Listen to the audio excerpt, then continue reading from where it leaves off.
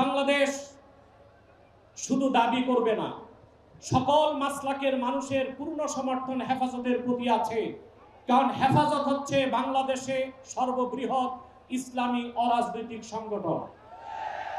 আজ আমি এই জনতার পক্ষ থেকে, বাংলাদেশের কোটি কোটি মুসলমানের পক্ষ থেকে হেফাজতের সম্মানিত আমিরের কাছে বলবো, হেফাজত রাজনীতিতে যাবে না, কিন্তু রাজনীতি নিয়ন্ত্রণ করতে হবে। 53 বছরের ইতিহাস আমাদের কলঙ্কিত। আলেম ওলামা, পীর মাশায়েখ আর মাদ্রাসা ছাত্রদের পবিত্র রক্তে পা রেখে তারা ক্ষমতায় যায়, আর ক্ষমতায় যে ইসলাম ও মুসলমানকে চ্যালেঞ্জ করে। এই সুযোগ আর দেওয়া হবে না। অনতি বিলম্বে বিতর্কিত নারী কমিশনের সমস্ত প্রস্তাব বাতিল করলেই হবে না।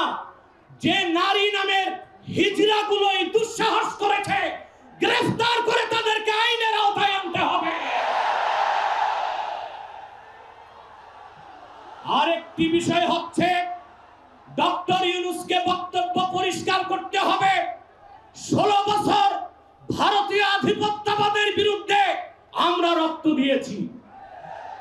সর্বপ্রথম সকল প্রকার শিরক, কুফর, রামবাম, নাস্তিক আর ভারতীয় আধিপত্যবাদ ও ফ্যাসিবাদের বিরুদ্ধে রক্ত উৎসর্গ করেছে শাপলা চত্বরে হেফাজতের আলেম ওলামা কর্মীরা। সেই আন্দোলনের আগ্নেয়গিরিতে 5ই আগস্ট ছাত্র জনতা আগুন ধরিয়েছে শুধু। অতএব আলেম ওলামাকে বাদ দিয়ে কোনো সিদ্ধান্ত মেনে নেওয়া হবে না। ডক্টর ইউনূস সাহেব পরিষ্কার করুন, মানবিক করিডোরের নামে বাংলাদেশকে ইন্দো প্যাসিফিক অঞ্চলে যুদ্ধের দিকে ঠেলে দিবেন না। আমরা ভারতকে সাহায্য করেছি। যদি আটলান্টিকের উপর থেকে কেউ আগ্রাসন করতে আসে, বাংলাদেশের প্রত্যেকটি মাদ্রাসা একটা ক্যান্টনমেন্ট হবে। সেনাবাহিনীর সাথে কাঁধে কাঁধ মিলিয়ে মাদ্রাসা ছাত্ররা দেশ রক্ষায় মাঠে নামবে।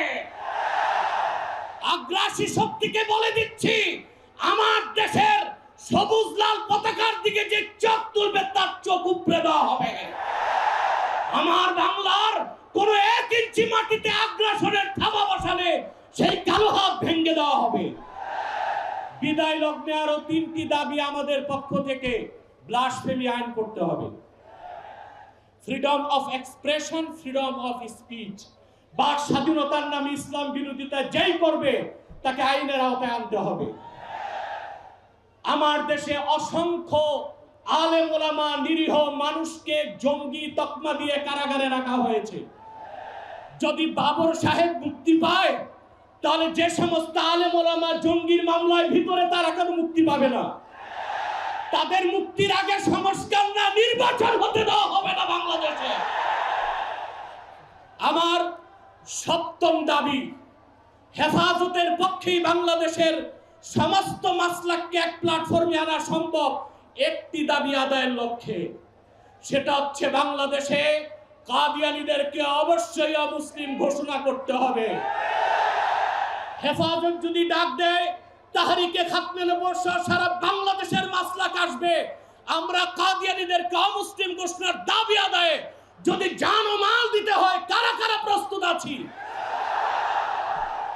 ওয়া আখির দাওয়ানা আনিল হামদুলিল্লাহি রাব্বিল আলামিন। ওয়াসসালামু আলাইকুম ওয়া রাহমাতুল্লাহি তাআলা ওয়া বারাকাতুহু।